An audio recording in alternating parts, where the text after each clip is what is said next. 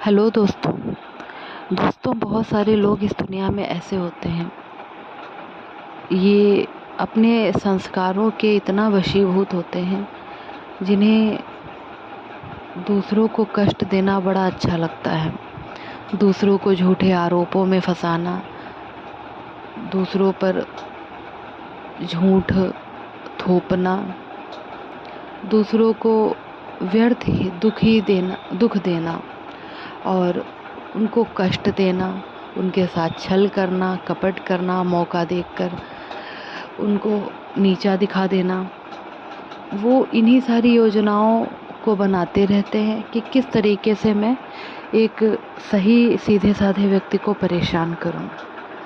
ऐसे लोग अपना कर्म लिखवा कर आते हैं कि मुझे संसार में यही करना है और मैं यही करके सुख और शांति का अनुभव करूँगा या करूँगी।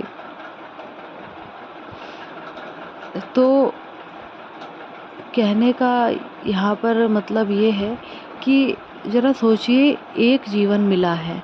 इस एक जीवन में क्या हमने ये बहुत ही अच्छी योजनाएं बना ली हैं कि हम दूसरों को कष्ट दें, हम उनके साथ छल करें, कपट करें, उनके साथ अत्याचार करें उन पर और उनको इतना दुख दें कि वो व्यक्ति अपनी मौत ही मांगने लगे ईश्वर से। ये छोटी छोटी चीज़ें करके उस व्यक्ति को ऐसा क्या शांति मिलती है, जो व्यक्ति हर समय झूठे ब्लेम दूसरों पर लगाता रहता है और एक दूसरे से कानाफूसी करता रहता है, दूसरों के कान भरता है।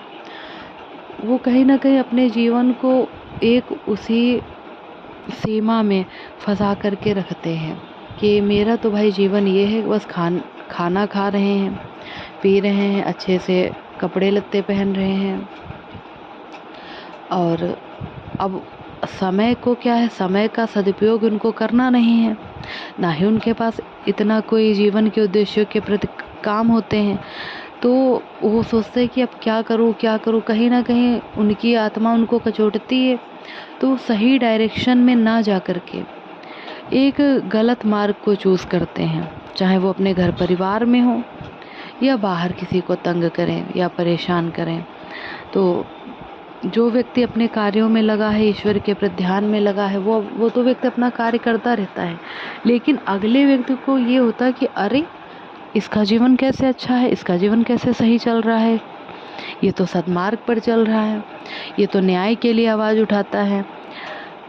तो उस व्यक्ति को लगता नहीं, अब मैं इसके जीवन में थोड़ा ऐसा पॉइंट लेकर के आऊँगा जो मैं इसको परेशान करूँ।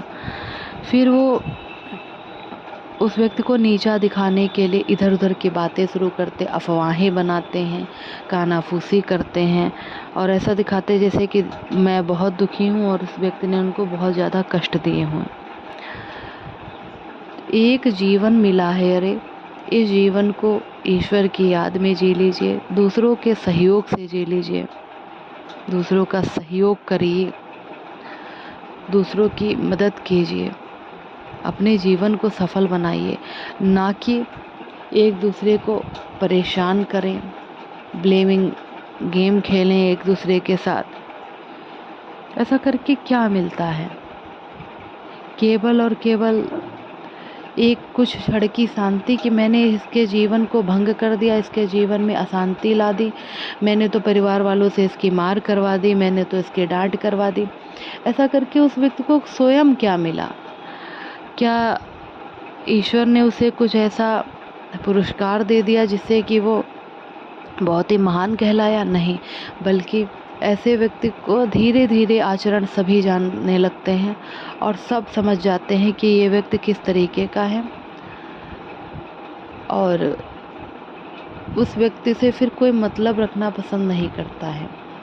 भले ही वो समाज में अपना एक केंद्र, आकर्षण का केंद्र बना लेते हैं कि मैं जहाँ जाऊँगा मैं तो तोप हूँ और मैं तो यहाँ मिर्च मसाला लगा करके इसकी बुराई उसकी बुराई करूँगा, उस पर अत्याचार करूँगा, छल कपट करूँगा, यही खेल खेलूँगा।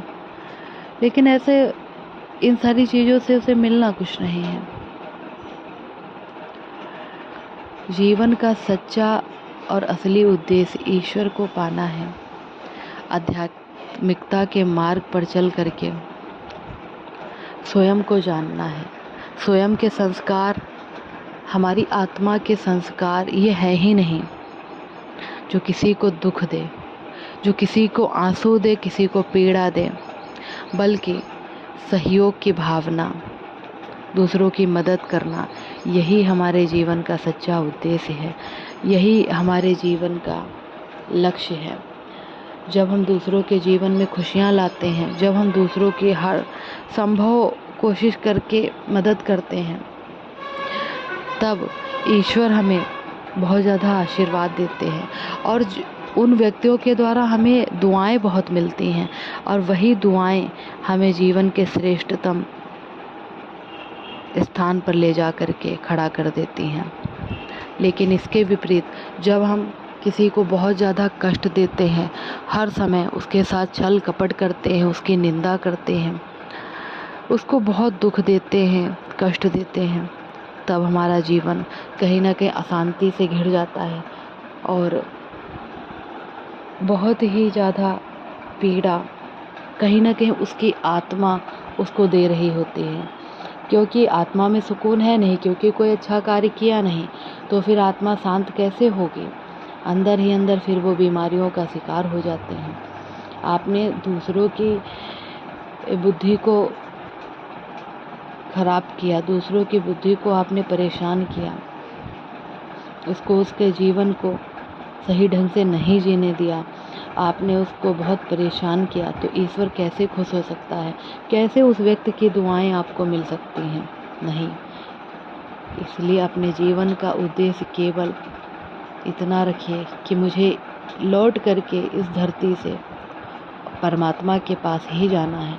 तो कोई भी कर्म इस तरीके का ना हो जो मैं परमात्मा से नज़रें ना मिला सकूं, और जितना संभव हो सके सबकी मदद करिए। बहुत ज़्यादा अच्छे बनने की कोशिश ना करिए। आप जैसे हैं आप वैसे रहिए। दूसरों के जीवन में विष तो मत घोलिए, क्योंकि आप दूसरों के जीवन में विष तो घोल देते हैं, लेकिन जो उस व्यक्ति को कष्ट होता है, जो पीड़ा होती है, उसकी हाय लगती है आपको, और किसी की आह, किसी की हाय अगर आपको लगी है तो आपका जीवन कभी सुकून से नहीं बीत सकता है। अपने जीवन को सत्यता के मार्ग पर लेकर चलिए। व्यर्थ ही परेशान करना बंद कीजिए दूसरों को। अपने जीवन में खुशियाँ लाने के लिए दूसरों के जीवन को हम नरक बनाएं, इस तरीके का कोई भी ऐसा काम ना करें। धन्यवाद दोस्तों।